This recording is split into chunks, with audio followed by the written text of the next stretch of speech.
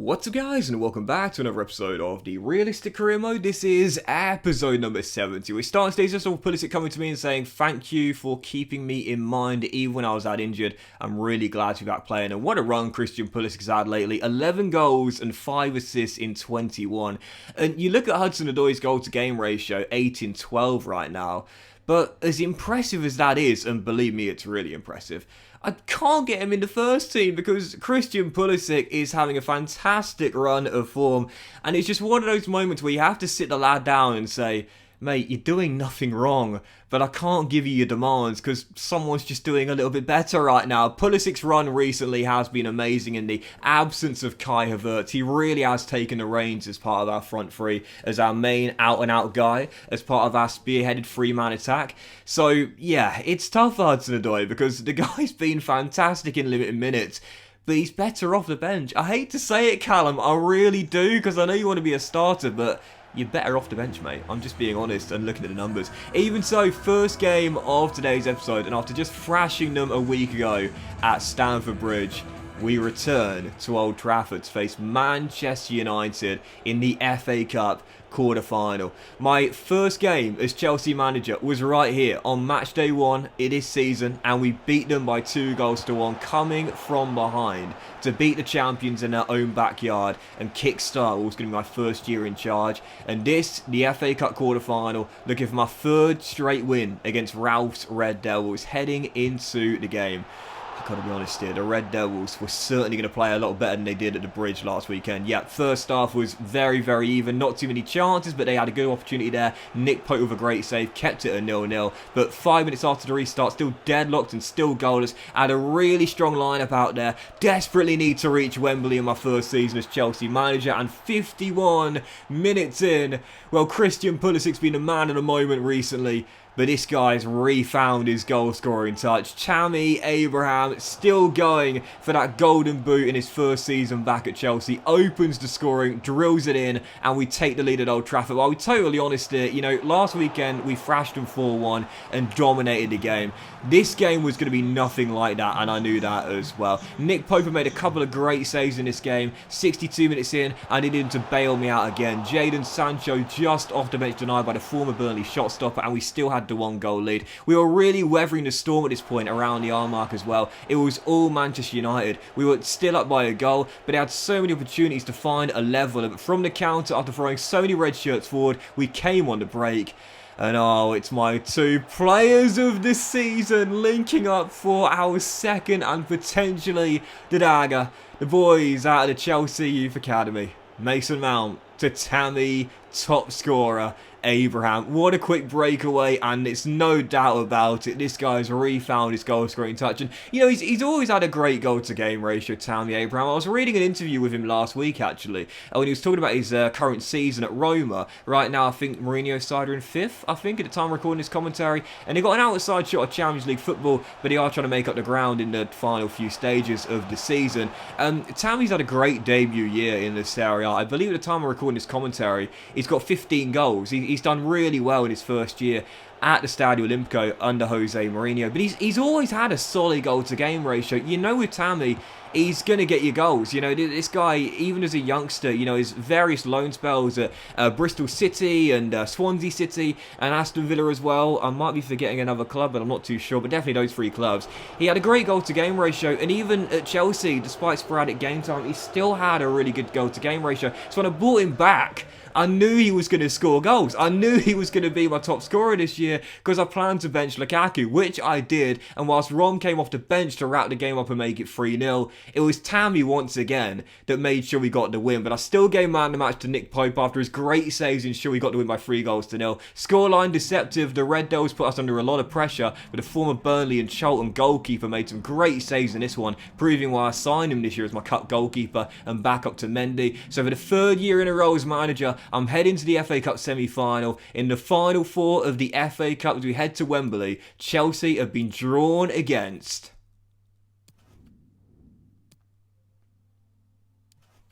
Leicester City. Yup, it's a repeat of the FA Cup final back in 2021. Leicester City, or 2020. 2021, surely. Yeah, Leicester City in the FA Cup final. And we look at the league table here, I've got to be honest.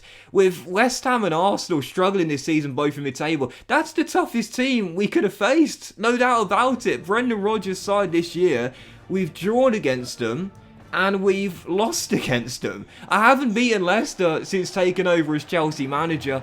They've got a tremendous record in this save. They're going for a Champions League spot. They're in the Europa League. They've got some brilliant players, including one of my transfer targets of the summer, Declan Rice. That's probably the toughest team out of the three we could have faced. Not West Ham, not Arsenal, but no, I think that's the toughest team we could have faced there. Leicester in the semi-finals. And whilst we will be favourites, that's going to be another tough tie, no doubt about it. So for the second game of today's episode here, on the back of the big win at Old Trafford, we really have got our form sorted now with Chelsea and kicking into gear when it matters most. Magpies, West London, taking them on in a repeat of the FA Cup last 16. We came through in extra time. But talk about deja vu. Sean Longstaff scored against me again. Once again, scored the opening goal of the game to make it 1-0. But once again, we got back on level terms against them. Christian Pulisic, Captain America, with yet another 11th goal of the season. Makes it 1-1. We find our equaliser, and right before the break, a chance to get in front for the first time in the game. Dembele running through one-on-one. Great save by Dubravka. Had that shocking performance against us in that FA Cup last 16. Gifted us a couple of goals. Great save there, though. We're still tied at 1-1. So 58 minutes in, still level. Really, if we are going to stay top, these are the games that as bankers we have to win. And right before the hour mark, a chance to get in front for the first time. Tammy going through one-on-one. Once again, great save by Dubravka. Whilst he might have been poor in the FA Cup last 16, you kind of feel sorry for him here. Great save, but Mason Mount alert to it, turns in the rebound and heads home to put us in front for the first time in the game. And with 17 minutes to go, it really was deja vu, just like the FA Cup last 16. From trailing, to level, to leading, to tied once again. Yep, rebound goal.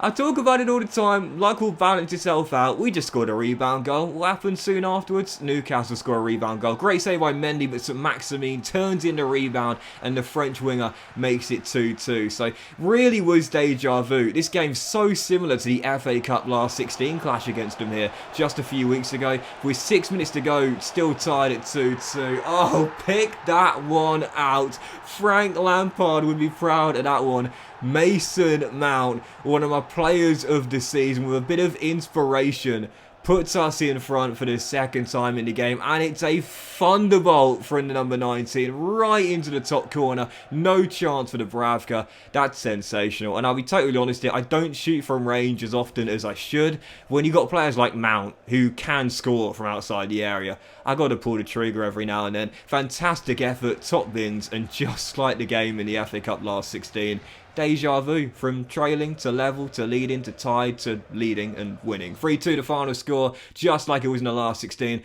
Such a hard fought win this one though. Really, really tough game. Could have gone either way. In the end, it's a bit of Mason Mount magic that gives us the 3 points. Absolutely huge relief come the end of the game there. Couldn't afford to slip up there, and we just about get bailed out courtesy of a wonder strike from Mount. So following that, as you can see, Kai Havertz, as you know right now, is still in the treatment room. Has had his position officially changed from CAM to right wing.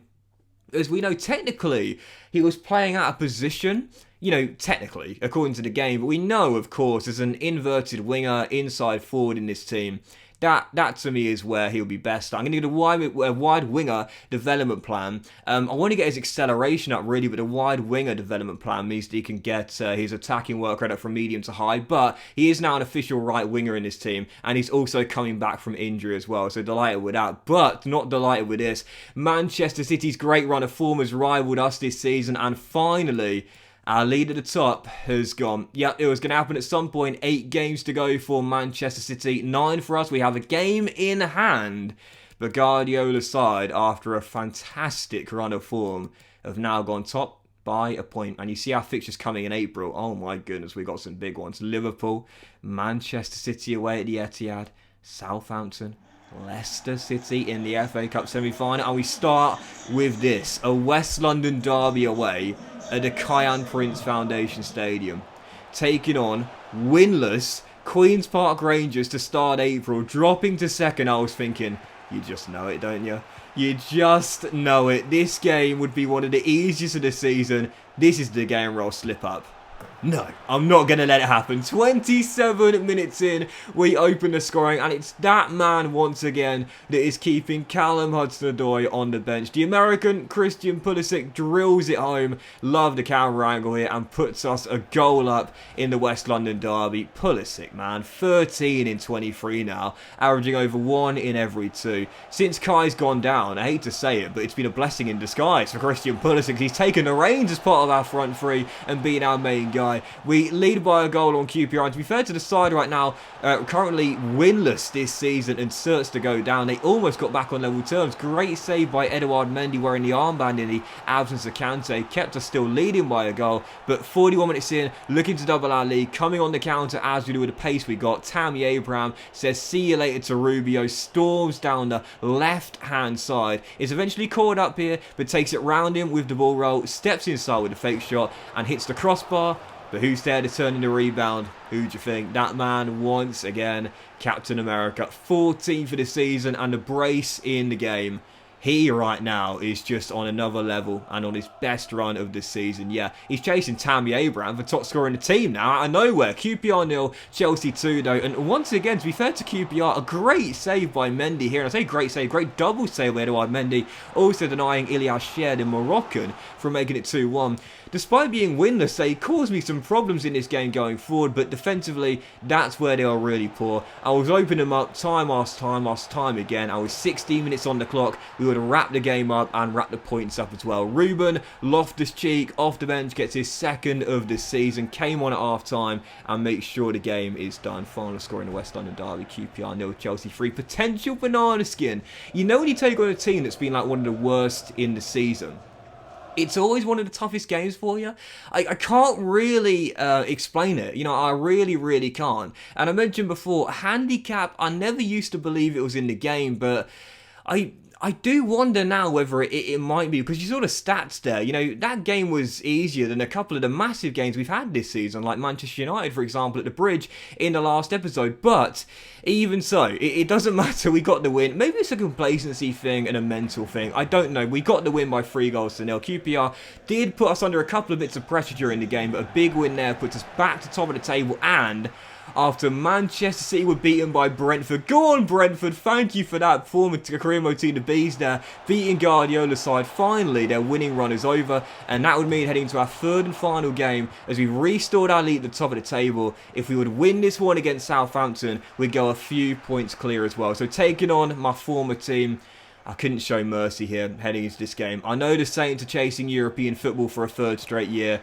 but sorry lads, I had to win this game, and I wanted to win by a few goals as well. Starting the game off, Jordan Pickford made an incredible, and I mean an incredible save to keep it at 0-0, but soon afterwards we broke the deadlock. Couple of brilliant 1-2s down the right hand side, and Tammy Abraham still with the outside shot of winning the golden boot, chasing Julian Alvarez, gets his 17th for the season and puts us in front. Chelsea up by a goal in front against the Saints, and like I said, I couldn't show mercy in this game. I had to win, and I wanted to win big for the goal difference swing too. 30 minutes in, once again, it's another fine save by Jordan Pickford. We signed him last season with Southampton at the start of the campaign as our replacement for David Araya, and he was sensational last year. It was a big reason why we finished in a 7th place finish in the Premier League and went to the Europa League quarter-finals as well. He obviously wasn't our cup goalkeeper last year, but even so, he had a great debut year for Southampton, and another great save there, kept it at 1-0, and had it not been for him, this game would have been over by half-time. But I continued to stay in attack mode. I knew a second goal was coming, and after Kai Havertz in his return to the first team rolled through, Tammy Abraham, our number 18, bagged his brace, and finally we beat Pickford for a second time in the game. Clips the inside the far post. It's goal number 18 for our number 18. Chelsea 2, Southampton 0. And there you go, huge win in West London, and there's no doubt about it now. We have hit our stride when it matters most. 8 straight wins in all competitions for Chelsea. Huge run of good form just when it matters most. We had a mid-season struggle, we lost our lead at the top of the table, but now we're firing on all cylinders right when it matters most. And for Manchester City, as you can see, back-to-back losses for Guardiola's side, losing at home to Bruno Lage's Wolves. Just when it matters most, Man City has stumbled. Just when it matters most, Chelsea are in fine form. 5-point gap, game in hand, 7 games to go. And our next game, you just knew it was going to happen. Etihad Stadium, Manchester City. Win that game, we'll be 8 points clear of a game to spare. And there's no doubt about it now, after our best run of form of the season, this title is ours to lose. But that will end today's episode of the Realistic Career, guys. Big fan you for watching. Hope you've enjoyed. If you hadn't, drop a like. Much love to you all. Have a fantastic day, and I'll see you for the next episode of the Realistic Career Mode, featuring our potential title decider versus Manchester City and the FA Cup semi-final versus Leicester as well. Very soon.